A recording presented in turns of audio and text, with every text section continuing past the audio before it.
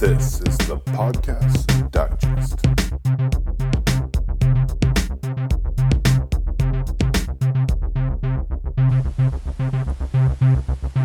Hello again, everybody. Welcome back to the Podcast Digest. Thank you very much for joining me again. My name's Dan Lizette. This is episode 19, calling this one A Cool Story with hosts Dave and Andy.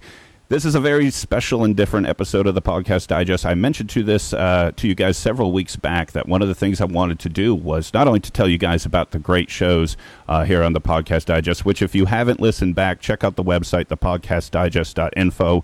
This will be my 33rd show recommendation, and I really hope you guys go back and check out some of the old ones. But I also wanted to start talking to some of the hosts of these shows, and I've got a lot of plans with some other hosts in the future, and I hope you guys are going to like these conversations. Our first one's going to be today. I just came across these guys. The name of the show I am recommending this week, only one show to be recommended because I want to talk about it. It's called The Cool Story Show. The website is thecoolstoryshow.com. The hosts are Dave Maier, Alex Gurnett, Andy Spiteri, and Aaron Corbett. And I've been very fortunate to be joined this week for this episode with two of the hosts, Dave Maier and Andy Spiteri. Dave and Andy, thank you guys for spending some time with me. Thank you for having us. Thank you.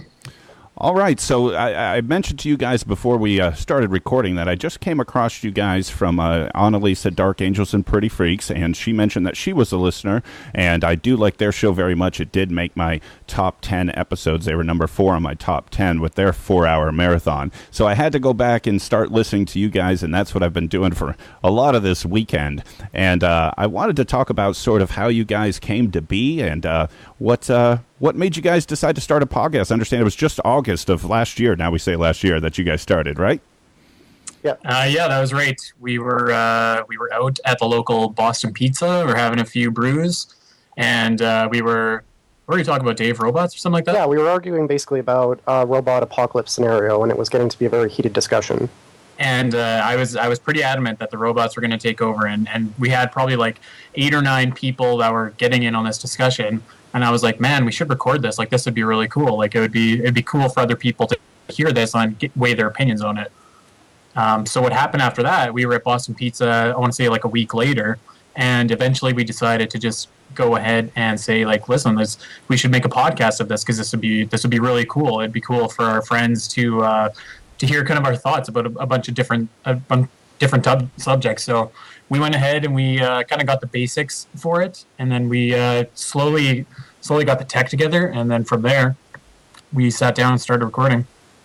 And how'd you guys decide on a podcast? I know that you've done some video stuff, and we're going to talk about that, but I know one of the things that I've talked about with others is that podcasts are still something. I imagine you guys have these conversations like I do when you say, I have a podcast, and somebody says, what's that? And you go through that whole conversation. So were any of you guys familiar with podcasts, already podcast listeners, or how'd you decide to make it a podcast? I listened to more mainstream stuff, more like Nerdist and Kevin Smith's podcast. I'm not too sure if Andy, I think you listen to some of the Nintendo stuff, but I go into IGN.com and I listen to like the Beyond podcast or Nintendo Voice Chat, stuff like that. But I mean, when people ask you what you're doing for a podcast, it's kind of hard to explain, right? I always like to say it's kind of like personalized radio that you can kind of selectively listen to what you want. And I think that's kind of how we decided to get into it, because we're bringing forth a show for kind of anybody who's interested in it to listen to. And I always thought that was really cool. I mean, you can talk about whatever you want, do whatever you want, and that's just kind of my thoughts on it. Yeah, and I think the thing that we wanted to get across, we decided to do a platform, or like the platform to be a podcast, but like we're 4 friends, like we were friends before, we hang out all the time, we still hang out now, so we kind of wanted to give people like an inside glimpse into just like what we talk about when we go and hang out, and if people thought that was interesting, awesome. And I think that is. I think that, at least for me, that was exactly one of the draws to the show. And I when I was putting together my notes for today, one of the things I said was, it's kind of like that conversation that you and your friends would get into, but, you might not necessarily hear. I recently relocated. I'm kind of far from some of my old younger day friends type deal, so I don't have the opportunity to get together and have a lot of these conversations. But when I listen to you guys have these conversations, it sort of reminds me about, like, this is what me and my boys would be talking about back in the day. And I think that's a real draw for people in terms of something they can have on demand, put in their ears, and really have that feeling. So how did you guys all come together? Would you all go to school together, that type of thing? We all work at the same establishment. We all just kind of naturally became friends, started hanging out, doing lots of crazy shenanigans together. But I've been friends with these guys for going on 4 or 5 years now. I think, Andy, you've been friends with them a little bit longer than me because I moved to Calgary a couple years ago. And yeah, what about you, Andy? Yeah, I mean, we all met through work, and you spend a lot of time with people at work. You go and hang out afterwards. So we all became close friends. Me and Dave actually worked directly together for a little bit, and yeah, that's how our fellowship was born. And when you guys do the recording of the podcast, is this an in-person thing? Does everybody get together? Yes. Yeah, we typically try and record on a Monday of every week. So we all get together at, for right now, someone's apartment. We kind of set up, we record our shtick, and then we disassemble, and then we are going. That's nice. That is really nice. And I think that the in-person, you guys are actually going to be my first, remote guest. And I've only had one other guest on the Podcast Digest. That was my brother. And we did that over the holidays when he was able to come in person. And that worked great because you're able to kind of see the faces of everybody and kind of play off their reaction. And, there's no delay, no Skype delay, none of that type of thing. So the in-person stuff, and it comes through. It sounded like it was all in person. Yeah, no. One of the things that I think Dave is really awesome at is he's expanded out our reach to a ton of different people. So I know that he wants to get some people on with Skype and stuff like that. But it is definitely something cool to have, people sitting around you that you can play off of, for sure. Absolutely. I couldn't agree more. Let me ask you guys this, because this was something that really sort of attracted my attention. The topics that you guys talked about, a robot apocalypse was how this all started, which kind of makes sense in terms of some of the subjects that you guys have gotten into. And I know that I think on the last one, you guys were kind of arguing about sort of the tagline that you guys had for the show in terms of, let's see here, what was it? The universe and everything else, life, the universe, and everything else. I thought it'd be a really good podcast, name, but someone didn't think so. Well, it wasn't really someone. We all kind of had this argument between Andy came up with the Lou concept, which is life, the universe, and everything, which, I mean, does sum up our podcast pretty much because that's basically what we talk about. But none of us, well, I shouldn't say none of us, most of us didn't like the tag Lou for being called the show. No one liked it, and looking back, it would have been pretty terrible, but, Well, so that's where we could... Sorry, it's like our running joke for the show. Yeah.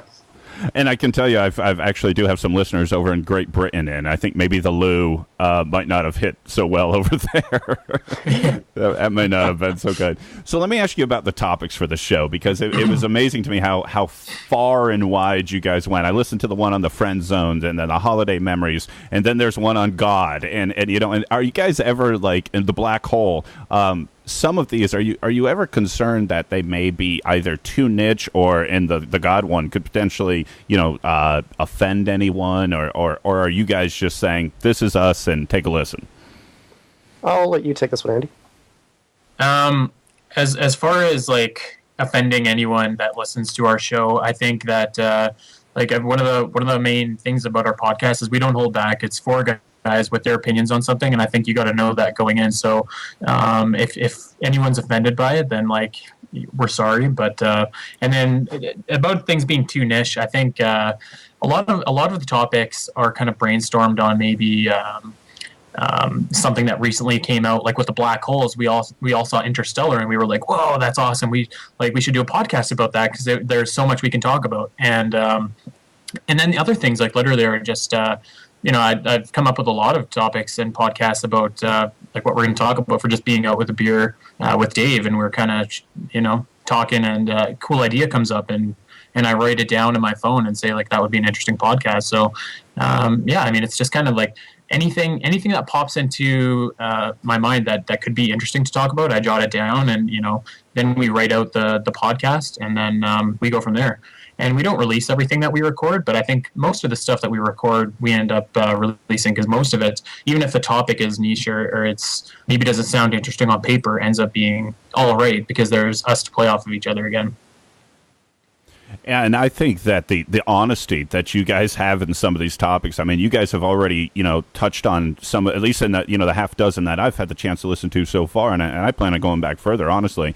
I think it's the honesty that comes through with you guys. I mean, on the Friend Zone one and the Christmas memories, you guys are going back into your youth, into your personal relationship past, and I have found from listening to, I mean, actively right now, I have 84 shows subscribed to, and that's probably, 40 or 50 that I've unsubscribed to. I've listened to a lot of podcasts. I found the ones that really hit home for me, definitely when that honesty comes through. And I think all four of you really bring that to the table. Was that sort of like an agreement before you guys began, like this is going to be real? I think when we started doing it, it was just, this is what we're going to talk about, hit record. It wasn't going to be, let's try to focus more on what is popular with what people think. It's pretty much just us sitting around, having a drink and talking. And it would be no different if you yourself were to come record with us or any other friend were to sit in the room. It's literally just us having a conversation. And that's what I really like about it. Yeah, we don't really plan out too much what we're going to talk about. There's a sheet that we write up that kind of has some time guidelines to it. But I mean, other than that, like if a conversation is rocking, we let it go. And the time thing was something I wanted to highlight as well. I mean, I think you guys mostly have been living in that 45 to 60 minute range, and that is, wildly consumable in my opinion. I think that's a great length where, at least for me, when I've been listening back, it's not so long that makes me think, I don't want to try to tackle another, but it's not so short that doesn't give you guys plenty of time to get into the meat of all these topics. It just makes me want to roll on to the next one. And I think you guys have made really good choices, especially with, the in-person recording and the length. I think that plays really well to a new listener and myself. So kudos for that. Let me ask you guys this, because this is something that I think has happened with you guys from the best I can tell from listening to this and looking at the website. It appears that you guys sort of have experienced some growth since you guys have started. I know I listened to one of these episodes back where you guys had just got the domain and put the website up, and things seem to be going well. How has this sort of changed from the way you guys have started to where you find yourselves today? This is all you, Dave. Well, I have a personal belief where whenever you start a podcast, it reaches a soft cap, and what that is kind of like your friends and anybody you associated with will come and check it out and listen to it. And I might touch on this later, but we were all brainstorming on ideas on how you can expand and get the word of your podcast out there. And I was fortunate enough to meet some really awesome people online and engage with them, and they've helped grow the show, and we support and work with each other. And I think that's kind of the key to how you get your podcast to grow is working with the other podcasters out there. And it's been really awesome, and I'm really having a good time doing it. One of the things about our website too, we were in a little bit of an argument about which platform that we were going to ultimately put our podcast on, if it was more accessible on iTunes or YouTube. And Dave went ahead and created that awesome website pretty much on his own from scratch that absolved all of our problems to put every piece of content that we had into one spot, which I think is really easy for people to come and just see what we're all about right there too. Exactly. Which is a perfect segue, and I mentioned to you guys again before we hopped on the line here today that I look at a lot of podcast websites, and Dave, if you were the architect behind this, my compliments, because I think it's really neat how you guys have interlaced all of the different elements that seems like each of you are sort of bringing to the table in one really clear and easy to read thing with the tabs on the top for the home, the blog, the podcast, the video, and the contact. Tell me about some of these other things outside the podcast. Maybe we could start with the video. You guys put some videos out. Yeah, go ahead, Andy. We do. We don't have any video videos right now. They're just audio videos that are on YouTube right now. That's something that we're potentially looking into getting into, though. What we have is a couple segments on YouTube, just improv segments, or we had a show called Quickies, and where we would just talk about something that maybe wasn't quite as long as a podcast, but we were just talking about it and thought it was interesting anyways. We have a relationship show called Up All Night where we talk about our past experiences dealing with relationships, women, stuff like that, which is really a personal show, and it really put ourselves out there to do. So those are kind of the things that we have on YouTube right now, but and we're always looking to expand out and see just kind of what new stuff that we can put on there. I probably not a week goes by that we don't pitch ideas for something. And Dave, I had mentioned the blog tab as well. You and I guess, first started talking over the fact that you do podcast reviews. Yes, that's correct. And I see you just recently put a new one out. What made you decide to start doing that? It came about a couple of different ways. Basically, me and Andy and a couple of the guys were trying to figure out the best way to encourage growth, like I mentioned, and I thought kind of the best way to do it would be to engage with other podcasts, kind of say like, hey, I listen to you, maybe give us a listen, but then I kind of thought that it could be something more. But I didn't really start doing it until I went home this Christmas, and I was stuck in an airport for 4 hours, and I remember the guys over at Stereotype Podcast sent me a message saying, hey, check us out. If you do, we'll check you out. So I listened to a podcast, and I just kind of had this epiphany where I could take these podcasts, I could listen to them, and then I could review them for, whoever wants to read it. So that way, they kind of get exposure. I broaden my podcast knowledge, and then hopefully it's a great thing of cross promotion. And that's basically how it got started. I think I've done 4 or 5 right now, and I think I'm up to doing 2 to 3 a week. But there's so many great shows out there that you can dive into, and I'm really enjoying it. Yeah, that's something I know about. Definitely a lot of great shows. I mean, my decisions each week are kind of whittling it down to what I want to talk about each week, because you're right, there are just a ton of great podcasts out there, and this, I think, is a great time to be in podcasting. You guys started in August, I started in September, and it's just been a really explosive genre to be a part of, and it's really exciting on what 2015 and beyond really holds for the podcast medium. So let me ask you guys about the future. I mean, I know so much of this we talked about is sort of still getting off the ground with you guys, but what do you see 2015 holding for a Cool Story Show? I think we want to expand on video a bit. I think we want to try to incorporate our podcasts with video. There's a cool podcast you should check out called Geep and Gam, and they actually do live podcasts on YouTube, which is pretty ambitious if you think about it. Pretty impressive, yeah. Yeah, you can't go back and edit anything exactly. So we'd like to maybe do a bit of that, maybe work with a couple other podcasts, have them on, be part of shows. I think we're also going to start maybe twiddling in the gaming world and maybe comics a bit, but anything else I missed, Andy? No, I mean, I think video for us, it will be a big undertaking. We've been talking about it for a while now, and we're kind of slowly getting all of our I's dotted and T's crossed, just setting that up. But I think one of the things that actually I mentioned in our podcast is for us, I think we just want to keep having fun and just keep I look forward to every Monday because it's a blast sitting down and recording, and is just want that feeling to stay, because it's honestly just a blast to do. Yeah, and that's what I think will keep it going. And once I'm sort of the same mindset that I really enjoy doing this, and the numbers and the followers and the listens and the downloads, those are all great and grand, but if you're not enjoying doing this, then you're in it for the wrong reasons, and I think what your guys are saying there in terms of your enjoyment, this really shows through on the Cool Story Show. I mean, like I said, for me, and I'm only a half a dozen into it so far, I think that's pretty darn clear. Let me ask you this, because I don't think I would be doing my listeners justice if I didn't ask this, because this is something that happened as soon as I found you guys, downloaded the most recent episode. I took my phone, flipped it over, showed the screen to my wife, and I was like, look, a giraffe with headphones. How cool is that? Tell me about this logo. And this giraffe theme seems to be everywhere. Tell me about the giraffe. You would not believe the amount of thought we put into our logo. How did the giraffe start, Andy? I think it was a couple of the really early podcasts. The giraffe started years ago, actually. We were talking about what our spirit animals would be at a bar. And, I said like a lion, and Aaron was like a wolf, and then Dave's like a giraffe. And we're like, what?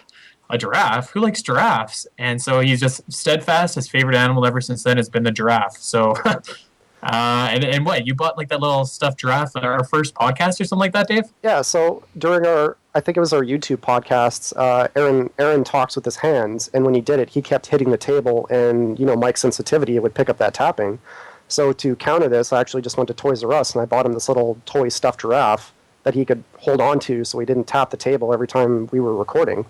And that kind of became our unofficial mascot, and it just kind of evolved to, when you're trying to think of logo ideas, that I kind of did up 3 or 4 different ones, and when I did the Giraffe headphone logo, everyone was like, oh, that's the one, so that's the one that we've stuck with.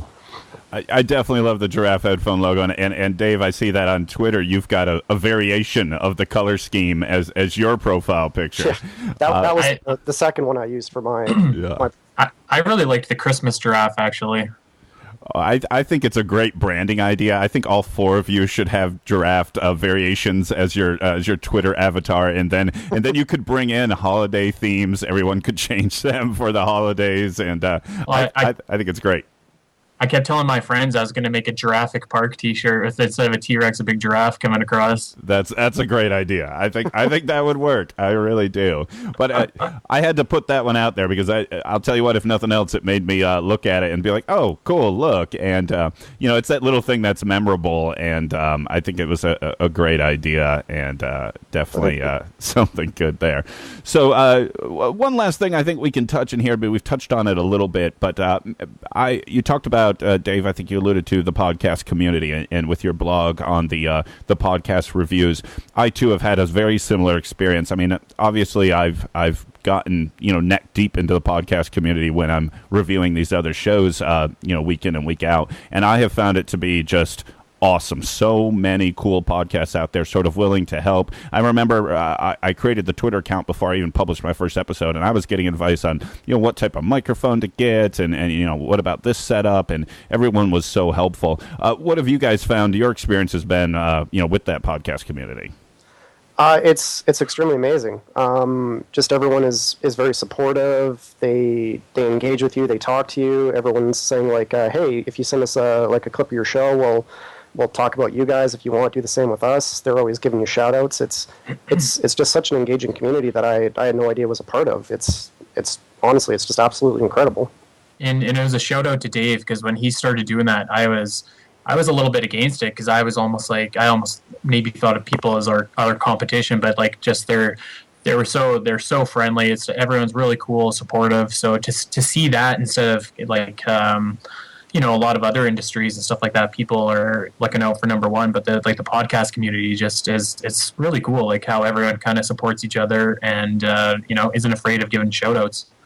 And I agree with you as well. I think that I think there's something about the podcast medium that, you hear about it all the time, that it's so intimate. And 99 times out of 100, it's somebody with their phone and those earbuds directly in that ear. And oftentimes everything else is kind of blocked out. And especially with shows like you guys, people are going to get to know you as people, and they're going to identify sort of maybe with one or two of you over the others, and sort of they become almost like these pseudo friends that get dropped in their phone every week. And I think that you can have a large group of friends, and so it ends up not being necessarily so competitive, and that's what I've found as well. I mean, just about every show that I've talked about, people have been so receptive and so appreciative, and and in turn, I've also appreciated all the help that so many different shows out there have shown me as well. So, what about personally? How have friends and family, how have coworkers maybe